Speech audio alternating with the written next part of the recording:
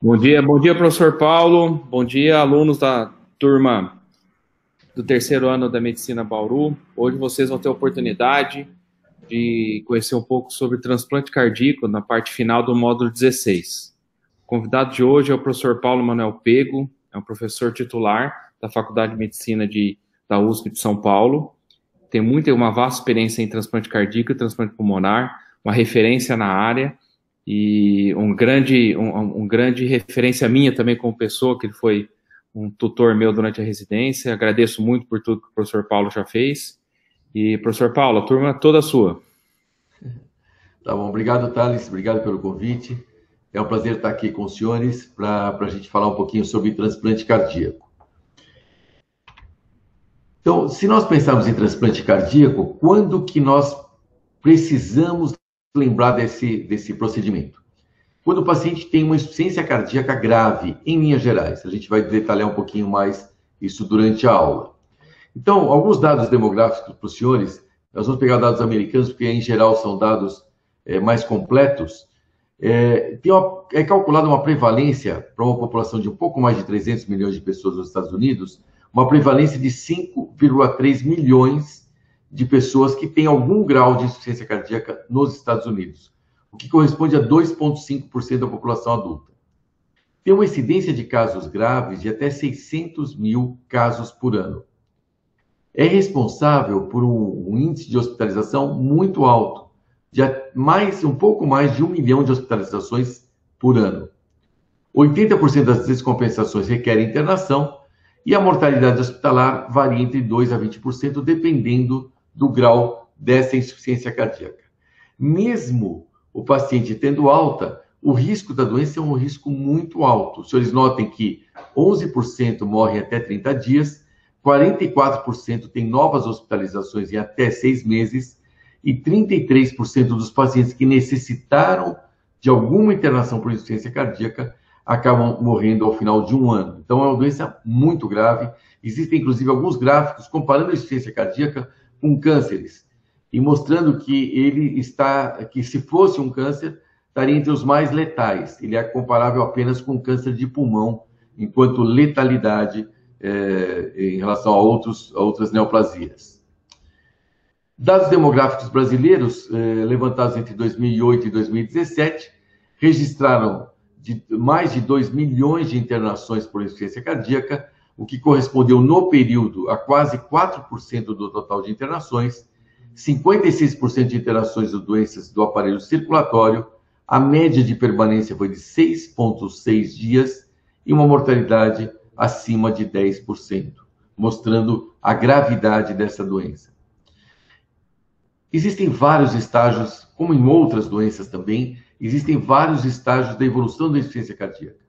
Então, quando falamos de transplante cardíaco, falamos apenas do último estágio, o estágio D, em que o paciente já está necessitando de vários medicamentos e muitas vezes ele está internado ou reinternando, necessitando de inotrópicos endovenosos, algumas vezes de algum tipo de assistência circulatória mecânica e, em linha final, do próprio transplante cardíaco. Então, indicações para o transplante cardíaco é uma doença cardíaca grave, apesar de máxima terapêutica médica, determinando inaceitável qualidade de vida devido aos sintomas e alto risco de morte de origem cardíaca com ou sem sintomas limitantes. E a ausência de outra opção cirúrgica. Eu muitas vezes falo isso em relação tanto ao transplante de coração quanto em relação ao transplante de pulmão. Eles são alternativas para pacientes que não têm outra.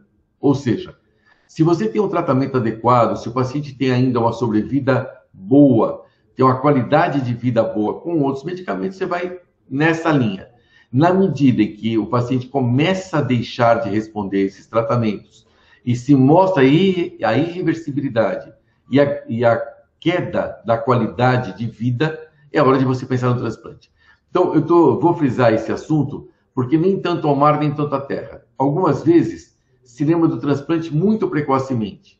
No Brasil, isso não é muito comum. O que é mais comum é lembrar muito tardiamente, quando o doente já tem falência de outros órgãos, e aí tem um aforisma que o transplante não é a terapêutica do desespero. Ou seja, na grande maioria das vezes, você deve lembrar do transplante antes que ocorra um dano renal, um dano hepático, porque senão, obviamente, o transplante começa a ser de um risco muito alto e às vezes até proibitivo. Existem algumas diretrizes em relação à indicação de transplante cardíaco. Em linhas gerais, são pacientes refratários, como eu acabei de comentar, a uma insuficiência cardíaca avançada, dependendo de drogas vasoativas ou suporte circulatório mecânico. Contraindicações, você tem que individualizar o caso. Existem contraindicações que são mais ou menos absolutas, por exemplo, uma doença, um paciente que tem outras doenças muito graves, então não adianta você trocar o coração se o paciente também já não tem se o rim já não funciona, o fígado não funciona, ou se ele tem um AVC muito grave, ou se ele tem uma neoplasia ativa com mau prognóstico. Obviamente, ele é uma contraindicação absoluta. E existem contraindicações relativas. Por exemplo, uma delas é a idade, aí você tem que pesar os prós e contras do procedimento, e outras doenças que eventualmente tornem o transplante mais complexo e que podem ser uma contraindicação absoluta ou relativa, e você tem que analisar com muito cuidado essa questão caso a caso. Um dado que é necessário no transplante, o transplante, ele é feito uma avaliação multidisciplinar. Então, ele é avaliado, por exemplo, pelo cardiologista, para ele verificar da intratabilidade clínica, pelo cirurgião cardíaco, para ver da viabilidade cirúrgica, mas ele também é avaliado por assistente social, para ver se ele tem suporte social ou não familiar. Ele é avaliado por enfermeira, ele é avaliado por psicólogo, é avaliado por fisioterapeuta. Por quê? Para saber se tem o grau de adesão. Veja, na medida que você faz um transplante cardíaco, esse paciente necessitará de medicamentos todos os dias da vida dele, necessitará de uma adesão ao tratamento, ao centro, para verificar se ele tem novas infecções, se ele tem algum problema de rejeição e assim por diante. Então, ele tem que ser um paciente que não pode ser, por exemplo, um alcoólatra ou um drogadito. Por quê? Porque caso ele seja, ele provavelmente, em algum momento, ele vai abandonar o tratamento, e se ele abandonar o tratamento, ele vai falecer por rejeição de enxerto, por exemplo. Então, essa adesão ao tratamento, o paciente que queira viver, o paciente... Veja, algumas vezes a mídia vende que é uma solução milagrosa. Não é uma solução milagrosa. É uma boa solução para quem não tem outra. Porque, na prática, ele vai necessitar... em alguns livros até dizem isso. Você troca uma doença intratável por uma doença tratável. Quer dizer, o transplante é, entre aspas, uma doença. Por quê? Porque o doente vai precisar de remédio sempre, ele vai precisar de controle sempre, porque sempre vai ter essa questão rejeição e infecção. Então, ele precisa ser uma pessoa que queira viver e que tenha um perfil psicossocial adequado de adesão. A história do transplante cardíaco, apesar de, para vocês que estão chegando, talvez ser uma coisa recente, uma coisa nova, em especial no Brasil, que ainda é uma terapêutica, como eu vou mostrar para os senhores, não tão disseminada quanto poderia ser, mas ela, do ponto de vista histórico e do ponto de vista internacional, ela tem uma longa história. O Alexis Carrel, na verdade, ele ganhou o prêmio Nobel naquela ocasião, no início do século XX, porque ele determinou as bases não só do transplante, mas da cirurgia vascular, das anastomoses como um todo. E utilizou isso experimentalmente, fazendo experimentos mostrando da viabilidade dessa anastomose, que seriam fundamentais para a realização dos transplantes. Depois existem vários outros que colaboraram. Demikoff, um russo, em 1940, fez vários trabalhos experimentais. E o Norman Shumway, na Universidade de Stanford, na verdade, pode ser considerado o pai do transplante cardíaco. A Universidade de Stanford também foi a célula máter, na verdade, do transplante cardíaco a nível internacional. Foram feitos vários experimentos, foram feitos toda a base de anastomose, toda a base técnica e depois toda a base de controle de rejeição no início do transplante, na década de 60 e década de 70, foram feitos pela Universidade de Stanford. O Dr. Norman Shumway foi quem capitaneou esses esforços.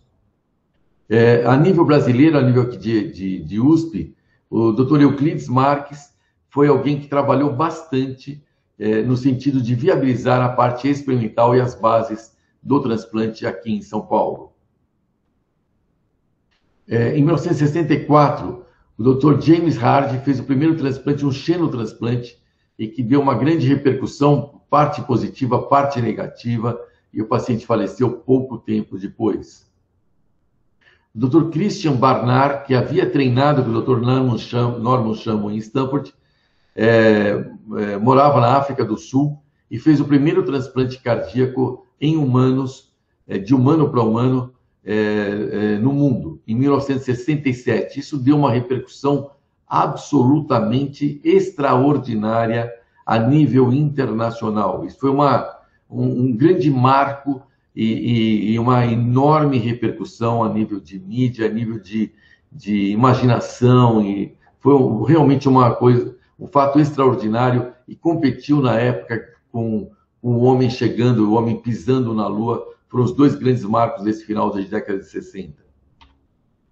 Em 1968, o Dr. Zerbini, que foi professor titular, o primeiro professor titular da cirurgia torácica e cardiovascular aqui da USP de São Paulo, ele realizou o primeiro transplante da América Latina e o quarto do mundo. E nessa ocasião ele fez, em seguida, em 68 e em 69, 3 transplantes, porém, todos os pacientes operados aqui e operados a nível internacional acabaram tendo uma mortalidade relativamente precoce, e o que levou a um desencanto pelo transplante cardíaco e pelos transplantes de órgãos sólidos senso geral. Por quê? Porque nessa época se conhecia pouco a imunidade.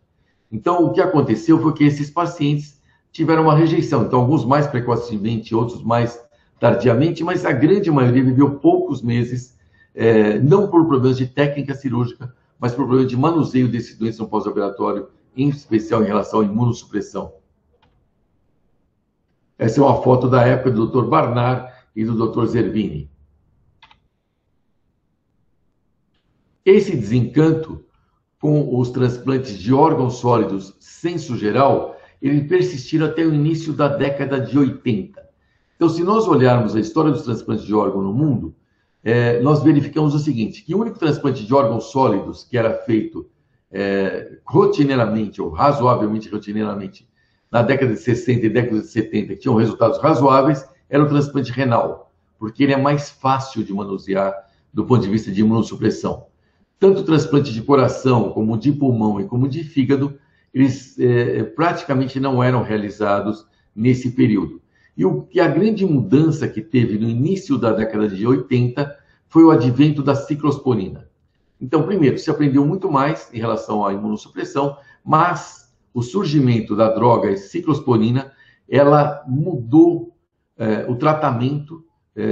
Ele foi e é um grande imunossupressor, e a partir daí a sobrevida dos transplantes cardíacos melhorou bastante. No Brasil, em 1984, o Dr. Ivo Nesralla, no Rio Grande do Sul, retomou os transplantes de coração aqui no Brasil. Em 1985, o professor Adib Jatene, também ex-professor titular aqui do INCOR, da USP de São Paulo, retomou aqui em São Paulo os transplantes de coração. E nós notamos como eu acabei de falar para os senhores, essa questão da evolução da imunossupressão. A azatioprina e o corticosteroide já eram conhecidos desde a década de 60 e eram utilizados em transplante de rim com bom resultado. Já a ciclosporina foi descoberta em 78 e começou a ser utilizada mais rotineiramente na década de 80, e depois vários outros medicamentos foram surgindo e aprimoraram a imunossupressão, como tacrolimus, micofenolato, sirolimus, everolimus e muitos outros.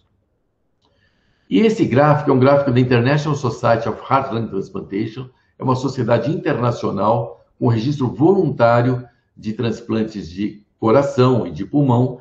E vocês notam aqui um registro tanto de corações adulto quanto pediátrico, de transplante cardíaco, em que os transplantes cardíacos a nível mundial estão perto de 6 mil transplantes por ano.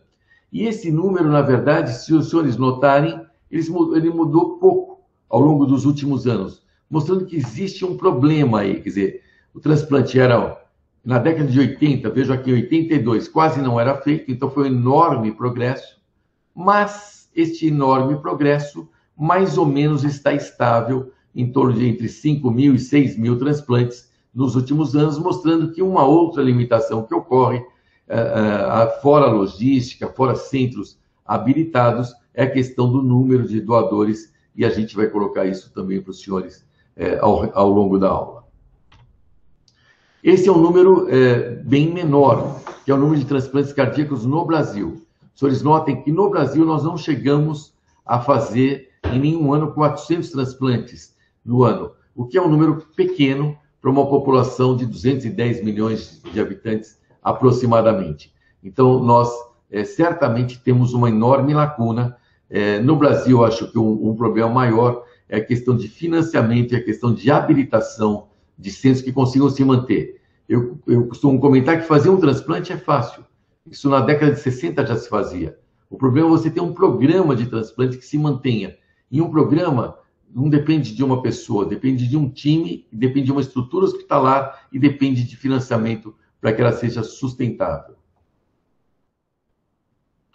Existem vários tipos de técnica de transplante cardíaco. O transplante ortotópico é que você coloca o coração no mesmo lugar, você tira o coração e coloca um outro coração no lugar. Eu vou falar para os senhores, tem a técnica clássica, que foi descrita por Stanford, e depois a técnica bicaval, que foi um progresso em relação a isso, e outro transplante heterotópico, que é um transplante que você coloca dois corações, na verdade. Você fica com o coração normal do paciente, e você coloca um outro coração, habitualmente no hemitórax esquerdo, e ele serve como um coração auxiliar.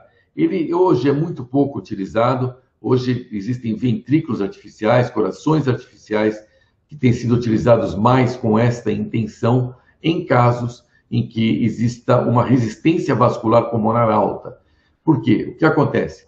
Quando você tem uma insuficiência cardíaca grave e você coloca um outro coração, habitualmente o coração que vem é um coração que tem um ventrículo esquerdo que é mais forte, é mais musculoso e que consegue trabalhar contra uma pressão arterial muitas vezes não tão alta, porque o paciente tem hipotensão pela insuficiência cardíaca.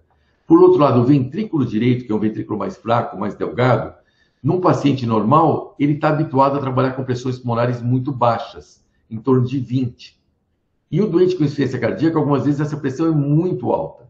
Então, algumas vezes, o ventrículo direito, que era normal, né, de um paciente normal, que doou o coração, ele não consegue se adaptar, ele não consegue bombar o sangue contra uma pressão pulmonar muito alta. Então, se aprendeu ao longo dos anos que quando a resistência vascular pulmonar é acima de 6 e mesmo acima de 5 unidades Wood, que é uma unidade que mede essa pressão pulmonar, o ventrículo direito não dá conta. Então, você faz um transplante e muitas vezes o doente falece precocemente, porque o ventrículo esquerdo funciona, mas o ventrículo direito não dá conta contra essa pressão. Então, uma das contraindicações do transplante cardíaco é pacientes que têm uma hipertensão pulmonar muito grave, porque se sabe que esse ventrículo direito novo não conseguirá se adaptar a tempo. E é uma das indicações, por exemplo, dos corações artificiais e dos ventrículos artificiais que não têm esse grau de limitação.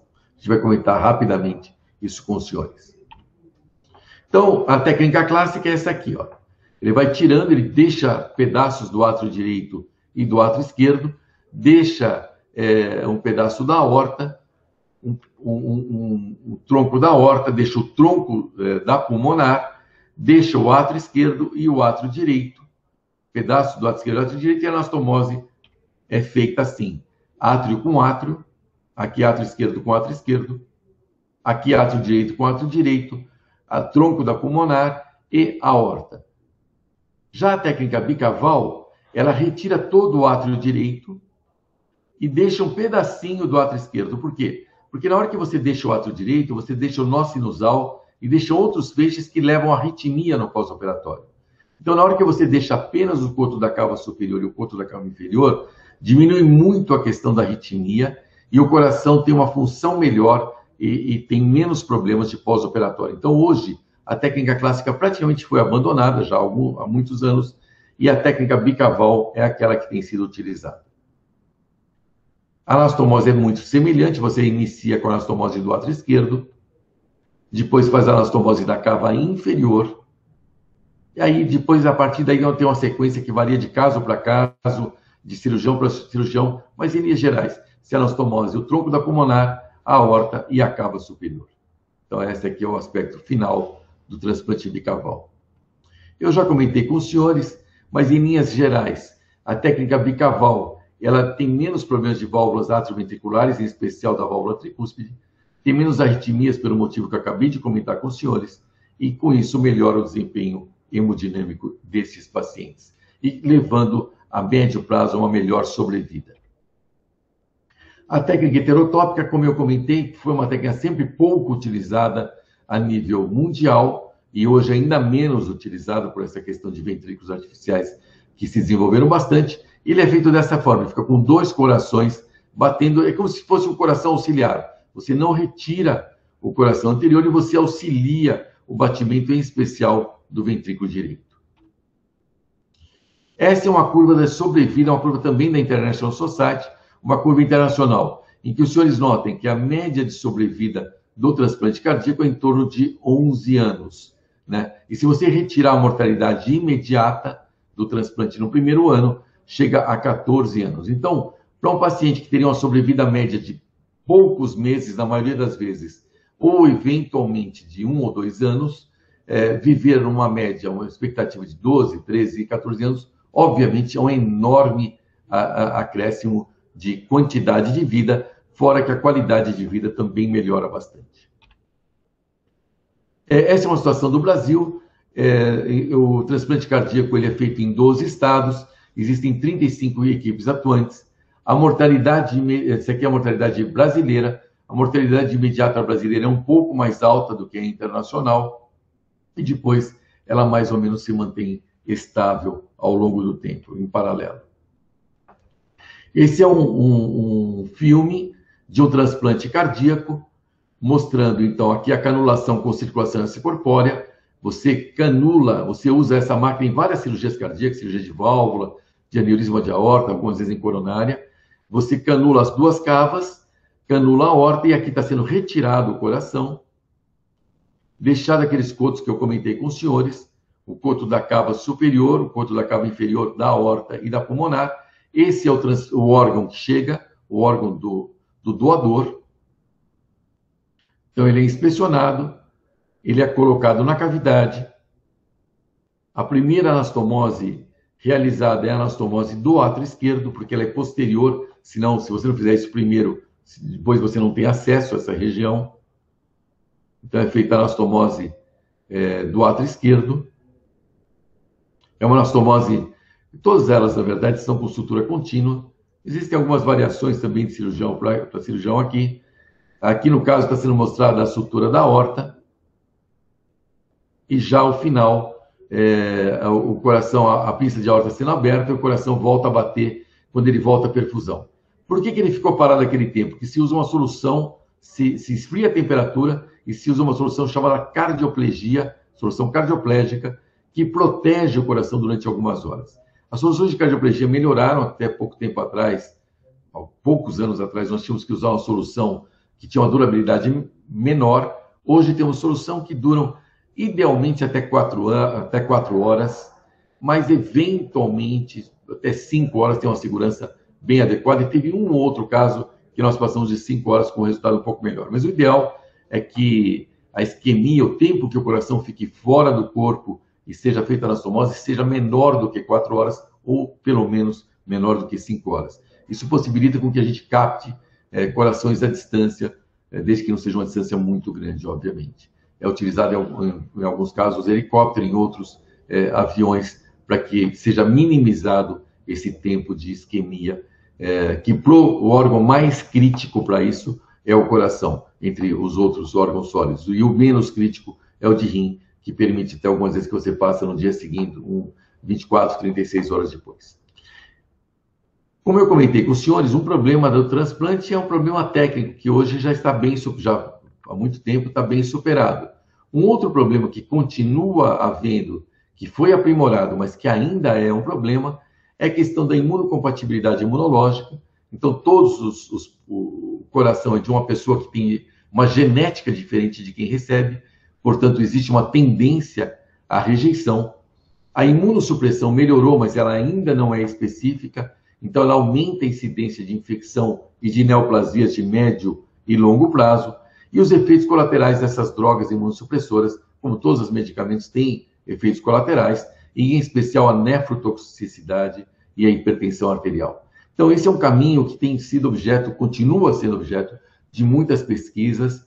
Uma delas, só para comentar com os senhores, é o xenotransplante, que também lá no início foi feito. Eu lembro que eu mostrei do Dr. James Hardy, que foi um coração de um babuíno, deu uma enorme repercussão negativa, na verdade, muito mais negativa do que positiva. Ele mostrou a viabilidade do ponto de vista técnico, mas teve um questionamento desde religioso até médico em relação a esse instrumento, mas o fato é que existem vários estudos, continuam sendo feitos vários estudos de xenotransplante, hoje mais com órgãos de porco, em que são animais chamados knockout, são animais que não têm expressão gênica e, portanto, teriam várias vantagens. Uma, você teria o órgão na hora que você precisa dele, você não precisaria ficar esperando aparecer, que algumas vezes aparece a tempo ou não, por isso que tem mortalidade em lista de espera. Então, você teria o órgão na hora que você precisa, você teria isso eletivamente, então você pode programar a operação e você teria a vantagem que não teria rejeição. Então, você não precisaria usar imunossupressor e não teria rejeição. É o melhor dos mundos. Problemas ainda tem, porque tem essa questão... Esse estudo estava muito avançado, até que apareceu alguns anos atrás a doença da vaca louca. E com isso se ficou muito preocupado, porque algumas vezes tem viroses ou alguns genes que são desconhecidos e que na espécie nativa não causam nenhum mal, mas quando passam de uma espécie para outra, isso poderia causar danos imensos. Em especial, se lembrar que existem, por exemplo, insetos que poderiam picar essas pessoas e transmitir, poderiam levar um tipo de pandemia totalmente desconhecida a nível mundial. Então, isso na verdade, é o que continua retardando e continua atrasando esse tipo de investigação, esse tipo de progresso clínico, mas a engenharia genética tem avançado bastante. Eu acho que esse pode ser um caminho. Outro caminho é a cultura de células, em que você cria órgãos em laboratório. Você colhe células-tronco ou miócitos, coloca isso a nível de laboratório e cultiva essas células e cresce.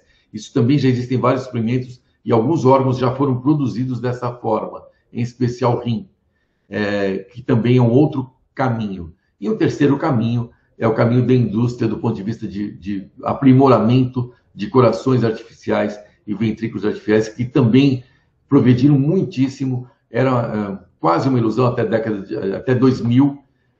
De 2000 a 2010 desenvolveram muito, e de 2010 para cá, eu vou passar isso rapidamente, melhorou muito a nível mundial. A nível brasileiro, a questão básica é a questão de quem paga a conta, porque a conta não é tão barata. Mas se nós olharmos a nível de Estados Unidos, Canadá e alguns países europeus, isso teve um avanço extraordinário, não é um futuro, é um presente. Então, o transplante cardíaco, complicações, uma delas que também foi desenvolvido pela Universidade de Stanford é isso aqui, é você saber se o órgão está rejeitando ou não. Então, você faz uma biópsia por via endocárdica, veja que aqui é uma punção na veia jugular, é introduzido na veia jugular através da veia cava passa o átrio direito, passa a válvula tricúspide e é feita uma biópsia, nesse caso aqui, no septo interventricular, e você faz uma análise patológica para verificar se está tendo rejeição ou não celular, e além da rejeição humoral, que é colhido através de sangue. Então, diagnóstico de rejeição, existem vários tipos de análises, desde dados clínicos, alterações eletrocardiográficas, ecocardiografia, ressonância magnética, medicina nuclear, todos são métodos utilizados para isso, além da monitorização citoimunológica e de outros marcadores, como receptores de interleucina, TNF e outros. Esse é um método não invasivo de cintilografia, um mapeamento pelo galho, mostrando se existe algum grau de rejeição ou não. O clássico é a biópsia ainda, e nesse caso não é uma biópsia para ver rejeição, mas sim, infelizmente, um dos efeitos colaterais dessas medicações imunossupressoras, que é o aumento de neoplasias, em especial dos linfomas, e aqui uma célula mostrando isso. Fatores relacionados com o sucesso do transplante. Existem vários fatores relacionados ao receptor, fatores relacionados ao doador, ao procedimento cirúrgico em si e à incidência ou não de complicações pós-operatórias. Fatores relacionados ao receptor. Se o receptor está em prioridade, ou seja, se o paciente está muito grave, está em UTI, entubado, com balão intraórtico, com drogas vasoativas, obviamente é um doente mais grave. Ele muitas vezes já tem algum grau de sofrimento dos outros órgãos. Tem mais risco de infecção, porque ele já está hospitalizado há muito tempo. Se o doente está numa condição mais eletiva, esse risco é menor.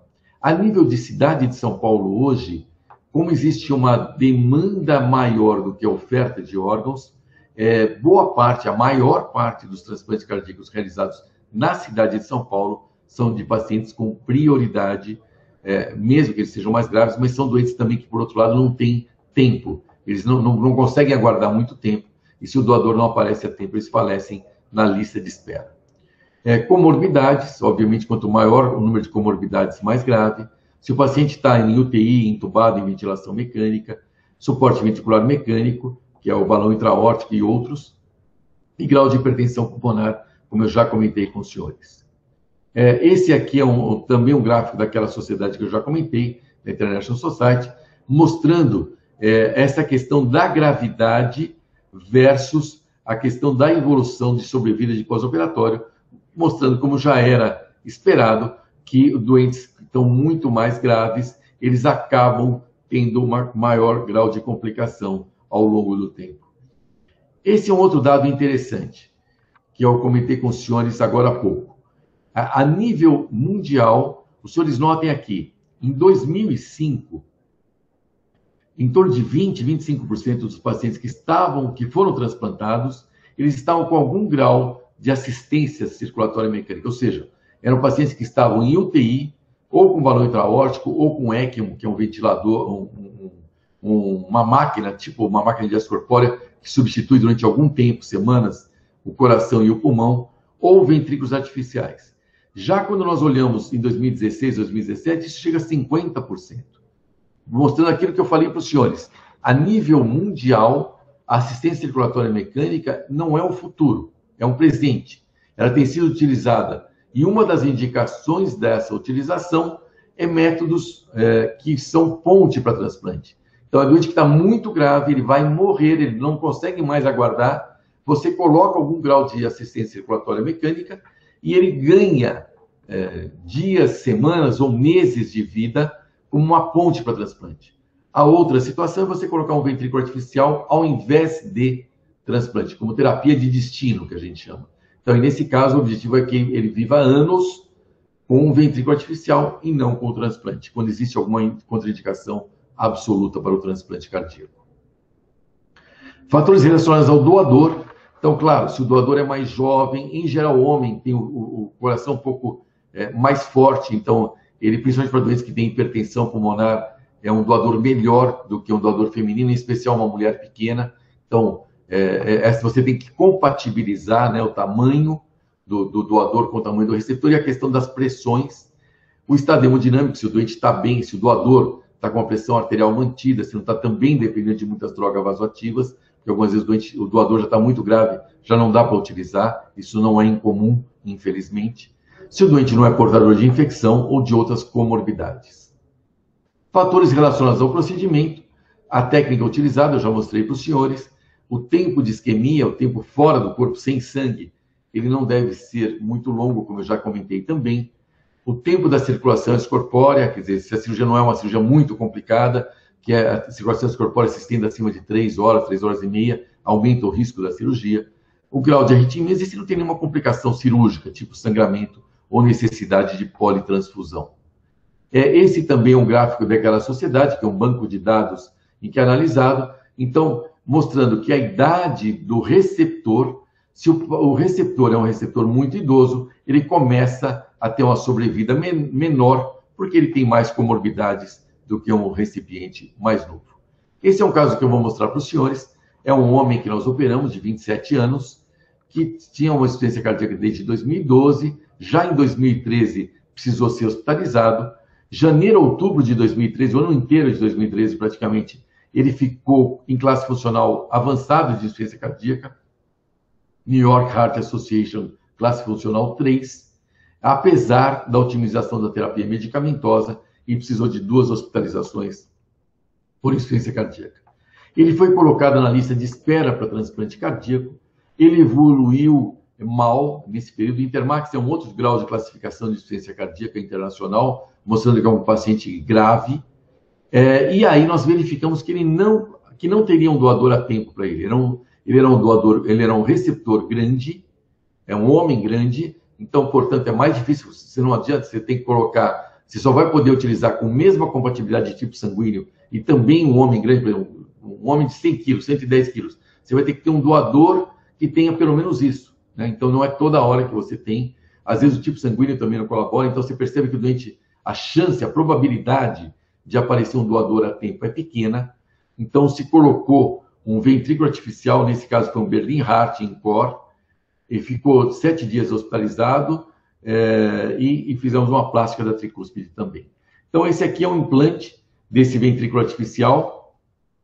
Nós abrimos um buraco no ventrículo esquerdo, o próprio ventrículo traz um sistema que corta o ventrículo esquerdo, fazemos essa anastomose apoiada em Teflon, aqui, colocamos essa tampinha e esse ventrículo artificial, aqui está sendo uma sonda para aspirar o sangue para retirar o ar, então aqui novamente esse aspecto dessa sutura, desse tubinho. Esse tubinho é ligado na máquina, que é o próprio ventrículo, e que é ligado numa via de saída, que é ligado na aorta. Então, o que você faz? Você põe uma cânula no ventrículo esquerdo, liga numa bomba, e essa bomba é ligada na aorta. Então, você substitui a função do ventrículo esquerdo. Quase sempre não é necessária a substituição do ventrículo direito. Você substitui apenas o ventrículo esquerdo, em 95% das vezes isso é suficiente. Ele teve algumas complicações, mas nenhuma delas importante, teve alta hospitalar após 1 mês. Esse é o paciente já pré-alta hospitalar, então ele estava com ventrículo artificial, aqui ó, ele tem aqui sai um cabo, e que esse cabo é onde é ligado nesta bateria, e esta bateria à noite, ou quando ele está deitado, ele é ligado na tomada para que haja recarregável. Então esta bateria permite que ele tenha algumas horas de autonomia, então permite que ele, por exemplo, carregue durante a noite, e durante o dia ele trabalhe, ele saia de casa, ele tenha atividades habituais, um dia a dia razoavelmente normal, e depois ele tem que colocar as baterias para, mal comparando como se fosse um celular, isso vai progredindo, obviamente, como eu falei antes, até 2000, isso era pouquíssimo utilizado, era quase uma ficção. De 2000 para cá, isso teve um desenvolvimento extraordinário e já tem um sistema até melhor do que este hoje. E o grande ganho é quando tirar esse cabo aqui. Eles estão tentando tirar esse cabo. Na hora de tirar esse cabo, o ventrículo artificial começa a ser uma alternativa tão boa, em parte até melhor do que o próprio transplante cardíaco, porque você tem na hora que precisa, o transplante você tem na hora que aparece, né? Então isso é um problema potencial. Esse paciente teve mais tardiamente uma febre persistente. Como eu falei, esse cabo para fora, ele tem vários problemas de desconforto e ele é uma fonte de entrada de bactérias, de agentes. Então, ele aumenta o risco de infecção desse tipo de paciente. Então, esse foi um dos pacientes que teve infecção e foi colocado na fila para transplante. Ele foi transplantado 193 dias após a implantação, ele ficou então quase um pouco mais de meio ano, né, com ventrículo artificial, e foi depois transplantado e teve uma boa evolução pós-operatória. Então, nesse caso, foi usado um ventrículo artificial como ponte para transplante. Então, esse é um gráfico nacional, um gráfico da Associação Brasileira de Transplante de Órgãos, da ABTO, em que mostra a necessidade estimada para a nossa população de transplantes de coração, em torno de 1.800 transplantes por ano, e como eu mostrei, o ano que fez mais não chegou a 400, mostrando que existe uma demanda reprimida desses transplantes. Então, existem vários desafios, um deles é aumentar o número de doadores, então a meta anual por doadores efetivos. O número de transplantes cardíacos nos Estados Unidos é de 8 por milhão de pessoas, de habitantes, na Espanha de 6 por milhão e no Brasil de 1,8 por milhão, mostrando essa defasagem que nós temos em relação a nossa necessidade de transplantes. Uma das dificuldades é a recusa familiar, e essa é uma charge brincando, né, que isso varia um pouco, de ano para ano, de época para época. Hoje, os últimos dados, na verdade, são melhores do que esse. Nós temos em torno de 40% das famílias que se recusam a doar órgãos. Então, esse é um problema, e às vezes ela se recusa por motivos os mais diversos. Algumas vezes porque não entende o que é morte cerebral, algumas vezes porque não confiam no serviço, na informação, outras vezes porque estão num momento de muita dor e não estão dispostos a doar, outras vezes porque não ficaram satisfeitos com o atendimento que tiveram, questão de empatia. Tem motivos os mais diversos para que não haja, para que se recuse a doação. Mas, de qualquer forma, o índice nosso é um índice razoável em relação a índices internacionais. Hoje, em torno de 60% das famílias aceitam a doação de órgãos. Então, como aumentar o número de transplantes cardíacos? Existem várias campanhas, a BTO faz várias campanhas para essa doação. A BTX, que é uma organização de pacientes transplantados, e várias ONGs se mobilizam no sentido de viabilizar, de aumentar o número de doação de órgãos. A Força Aérea Brasileira, a Polícia Militar, em geral, colaboram bastante no sentido de disponibilizar sem custo transporte, às vezes de ambulância, às vezes transporte de helicóptero, algumas vezes transporte em avião, e isso facilita muito, porque boa parte dos órgãos, como eu falei, são captados à distância. No nosso caso, mais ou menos metade, quase metade dos órgãos necessitam de transporte aéreo. Então, se nós não tivermos isso, não tivermos quem custeie isso, isso inviabiliza boa parte dos transplantes. Então, é muito importante essa questão aí da doação e essa questão da Força Aérea Brasileira, da Polícia Militar e, eventualmente, de outras fontes de financiamento, para que nós consigamos essa captação à distância. Um outro dado, como eu falei para vocês, é a questão de você ter uma integração, de você ter um centro que se habilite, que se programe para fazer transplantes e que seja sustentável, né? Então, o INCOR, em 2013, montou um núcleo para transplante de coração e de pulmão, e aí, a partir daí, o número de transplantes cresceu e tem se mantido bem maior do que era historicamente. Esse é um gráfico do INCOR, mostrando que nós começamos, na retomada dos transplantes, a fazer transplante em 85, como eu havia mostrado, 1985, como eu havia mostrado aos senhores, e ele teve sempre um número mais ou menos basal, e a partir da criação do núcleo, ele teve um grande aumento do número de transplantes, e isso, felizmente, tem se mantido, tanto a nível de transplante de coração, como a nível de transplante pulmonar. Preservação de órgãos, existem várias máquinas sendo desenvolvidas pela indústria, não só para preservação de órgãos do coração, mas de rim, de fígado e de pulmões, para possibilitar um tempo maior de viabilidade desses órgãos fora do corpo. Então, na Europa, por exemplo, isso viabiliza muito a doação em um país e atravessar a Europa para outro país. O Brasil, que é um país de dimensões continentais, isso, obviamente, na medida que progrida e na medida que seja sustentável do ponto de vista financeiro, ele vai permitir que nós captemos um órgão em Manaus, por exemplo, e faça o transplante em São Paulo, por exemplo, né? Então, esse tempo de voo, só o tempo de voo é 4 horas. Até você retirar, até você pegar a ambulância, levar até o aeroporto, taxiar, pegar o voo, taxiar depois no aeroporto na chegada, pegar outra ambulância, chegar até o centro cirúrgico. Vejam que tudo isso vai somando tempo e esse tipo de máquina pode aumentar a viabilidade dessa captação, principalmente de médias e longas distâncias. Como considerações finais, apesar do alto custo de transplante, e aqui eu vou colocar um outro dado.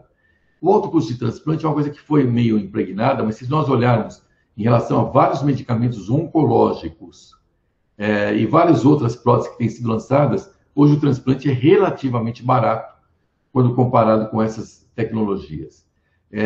Um outro dado é que a doença não tratada, ou não tratada idealmente, também custa caro, não só do ponto de vista de vidas, mas do ponto de vista financeiro, porque esses doentes ficam muitas vezes internados por meses e até ano em UTI, né, com todo o gasto daí incluso, e fora que você pode proporcionar um retorno à sociedade, não só à família da pessoa, mas à própria sociedade, na medida que a pessoa tem uma qualidade de vida adequada e possa voltar a trabalhar, e possa voltar a desenvolver o seu dia a dia em condições plenas. Quando vieram falar a primeira vez para mim de transplante, eu me assustei. Vão tirar o meu coração e vão botar outro no lugar e eu vou funcionar? Só que chegou uma hora que eu também não tinha nem mais a opção de pensar nessas coisas. Eu tava tão mal que eu acabei precisando esperar o coração dentro de uma UTI. Eu nasci com um problema de coração. Minha mãe conta que com dias eu ficava roxa, não tinha forças para mamar. E eles tentando entender o que estava acontecendo com o bebê e descobriram que eu tinha um problema de coração. Então, com 20 dias de idade, eu já estava internada na UTI. Com 14 anos, eu precisei operar o coração. Não foi muito bem sucedido, não adiantou muito. Com 20 anos, eu precisei parar a faculdade, fiquei 1 ano de cama. E assim, a vida foi seguindo aos trancos e barrancos, até onde o coração ia permitindo. Eu fingi, durante um bom tempo da minha vida, que eu era preguiçosa. Mas eu não era preguiçosa, eu não aguentava. Mas ser preguiçosa é mais digno do que ser doente. Por exemplo, se eu conseguia sair à noite, às vezes eu falava para as pessoas, eu falava assim, então eu vou no banheiro, já venho. Eu ia pro banheiro, eu fechava a porta e eu sentava na privada. Eu ficava ali descansando. E eu via música, beleza, e não sei o que lá. Aí de repente eu falava, ai não, dá pra sair já. Eu saía, onde você tava? Ah não, encontrei um pessoal, entendeu? E fui dando um jeito, porque não tinha muito o que fazer. E ninguém quer ouvir uma história triste, você não vai se fazer de coitada, entendeu? Ia fazendo do jeito que dava. 7, tudo bem, 4, gostei de ver. No geral, o paciente começa a sentir falta de ar, que vai progredindo, que a gente chama de cansaço progressivo. Então ele no começo consegue fazer um esporte, depois ele não consegue mais fazer o esporte, ele consegue andar, depois ele não consegue mais andar, ele consegue ficar sentado, depois ele não consegue nem ficar sentado direito, muitas vezes ele não tem força para comer direito. Ele fica tão cansado que para se alimentar ele tem dificuldade. Às vezes eu tava deitada assim na cama e eu falava, eu vou mudar de lado. Aí eu não vou. Porque mudar de lado na cama era muito cansativo. Então, assim, eu tava no extremo do cansaço. Para algumas pessoas, acho que é inimaginável esse nível de cansaço. Nessa fase, quando eu tinha 20 anos de idade, um médico disse pra mim que eu tinha 6 meses de vida. E eu passei a contar a minha vida a cada 6 meses desde então, só pra ver quantos 6 meses eu tinha passado da expectativa que tinham me dado. E eu vivi bastante 6 meses depois daqueles 6 meses. E tudo bem. Eu ia seguindo, porque eu sempre tive uma visão da vida de que a gente faz o melhor que a gente pode com o que a gente tem. Até que chegou uma hora que realmente o que eu tinha era muito pouco. Eu já tava numa cama, tinha dificuldade pra andar, eu tinha dificuldade pra falar. Tudo que podia ter sido feito já tinha sido tentado. Não existia mais nada. A única coisa que realmente estava ali adiante de uma possível saída seria um transplante de coração. Mas aquilo não foi mais cogitado, porque eu tinha um problema também no pulmão. Meu coração cresceu fraquinho e para isso meu organismo se adaptou e o meu pulmão também se adaptou ao meu coração fraquinho, ou seja, o pulmão tacava o sangue com vontade, entendeu? Pro coração só dar um toquinho, entendeu? Então era uma pressão pulmonar muito forte. Você pega um coração novo, você tasca ali uma pressão dessa, ele não aguenta, ele entraria em falência, ou seja, ia gastar um órgão bom com alguém que não ia segurar o órgão. Nunca vamos esquecer, uma enfermeira loira de cabelos compridos chegou para mim e esticou um celular.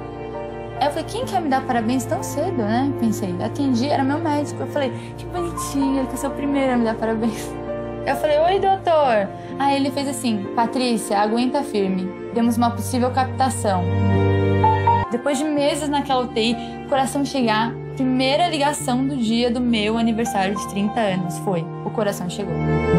Então assim, eu entrei radiante no centro cirúrgico, a operação foi um sucesso. Quando eu acordei, gente, eu sentia fome. Eu senti um negócio assim na barriga, eu não senti fome a vida inteira. Porque a inapetência é uma das consequências da insuficiência cardíaca, né? Vontade de fazer xixi. Eu falei, o rim tá funcionando. Eles falavam pra mim mínimo de 15 dias na UTI, no pós-transplante, né? Eu fiquei 5, no terceiro dia eu já tava de pé. E aí nadei, corri, pedalei, porque esse coração tá maravilhoso agora. Então assim, o transplante, ele transformou completamente a minha vida. Tipo, eu renasci na mesma vida. E da renasci, falei, não sou eu de novo, entendeu? Voltei na mesma vida, só que agora com um pacote completo, com saúde. Foi absolutamente inacreditável que a saúde que eu vivo hoje e o bem-estar que eu tenho hoje, eu nunca tive. Nunca tive. Eu não conhecia. É engraçado porque, assim, os médicos, eles apresentam o transplante de coração para nós como um tratamento. que não é cura. Aí eu falo pra eles, não é cura pra quem? Depois de ter vivido uma vida inteira assim, como é que não é cura? Claro que é cura. Você acha que eu tô ligando porque eu tenho que tomar remédio? Antes eu tomava 12 remédios pra ficar mal. Hoje eu tomo 2 pra viver bem. Posso fazer tudo. Vida completamente normal. Eu tenho 3 anos e meio hoje de transplante. Esses 3 anos, eu vivi mais do que os 30 anos. Antes eu vivia o que eu podia, né? A alimentação era essa, o que o coração permitia. Hoje eu vivo o que eu quero. Hoje eu estou livre para ser o que eu quiser.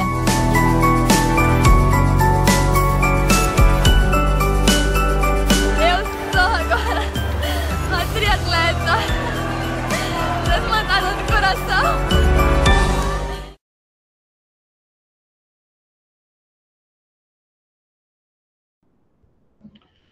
Então, eu gostaria de encerrar após esse filme emocionante que nós acabamos de ver, que foi de uma paciente que eu transplantei de coração e que ela depois, entre vários afazeres, ela arrumou tempo para coordenar uma ONG de doação de órgãos e viaja o país inteiro, dando palestras, estimulando a doação de órgãos.